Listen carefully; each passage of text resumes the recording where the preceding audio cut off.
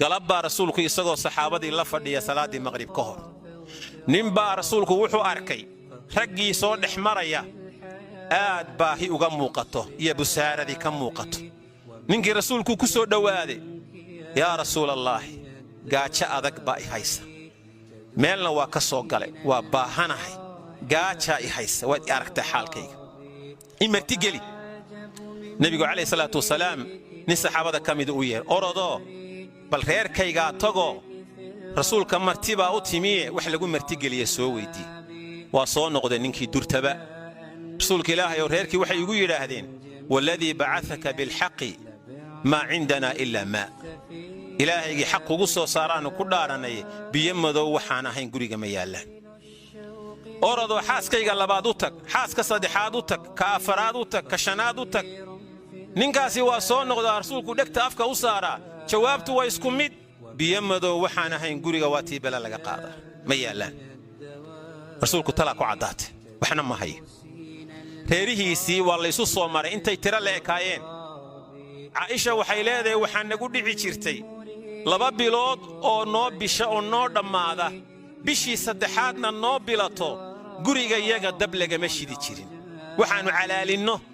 oo ilkaha ku calaalinno oo cunto ah ma aanan arki jirin dabba lagama shidi jirin guriga iyaga inanay habaryar u taho curwo la yidhaahdaa ku yidhi hooya maxaad ku noolaydeen labada madmadow baannu ku nooleen biyo iyo timir marmarka qaarkoodna reer nala jaaro ansaara oo neef marabiya haystay ayaa rasuulka marba xoogaa caanaa u keeni jiray u kabkabado calayhi salaatu wasalaam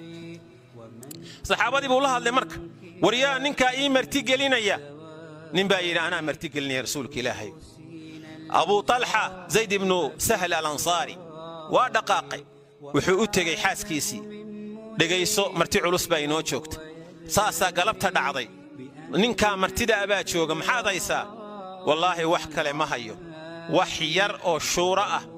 oo aan carruurta isleeyahay aduu waa laqwalaaqdid oo aad kakabisiisid ayaan hayaa dhegayso carruurta dabka biyaha dheriga u saaroo sasab gaajada ku seexi ninkaa martida rasuulka ilaahay ah inta yaree carruurta loogu talagalay isagaynu ku cashaysiinaynaa cishaha kadib markaan guriga keeno soo dhig cuntada wax la cunayaan iska dhigayaa gacanta markuu geliyo aniguna aan sidaa gacanta ku idhaahdo kac oo faanuuska bakhtii markaad bakhtiiso waxaan u tusayaa inaan la cunayo sidaa yeel sidii bay yeeshay odhan may hadlin kamay hadlinoo kamay buuqin maanta laga yaabo inay arrintaasi suuragalba noqon kari lahayn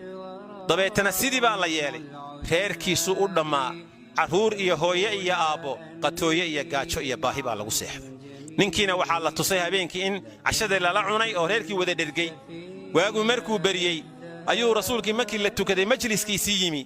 rasuulkii baa saa u soo eegay mise rasuulka wejigiisu waa widhwidhayaa farxad iyo waxaa ka muuqataa dhalaal iyo qurux markaasuu yidhi xalay maxaad ilaahay xalay wixii aad samayseen qoyskiinnaasi ilaahay xalay waa la cajabe waa u bogay alle subxaanahu wa tacaala ama alle waa ku qoslay subxaanahu wa tacaala markaasaa waxaa soo degtay aayadda qur-aanka ah wayu'thiruuna calaa anfusihim walow kaanat bihim khasaasa waman yuuqa shuxa nafsih fa ulaa'ika hum lmuflixuun naftooday ka doorbidayaan cidda baahanee walaalkooday siinayaan qofka muslimkaa iyagoo macaluuli hayso khasaasa waxaa la yidhahdaa gaajada daran waa soomaaliga waa macaluul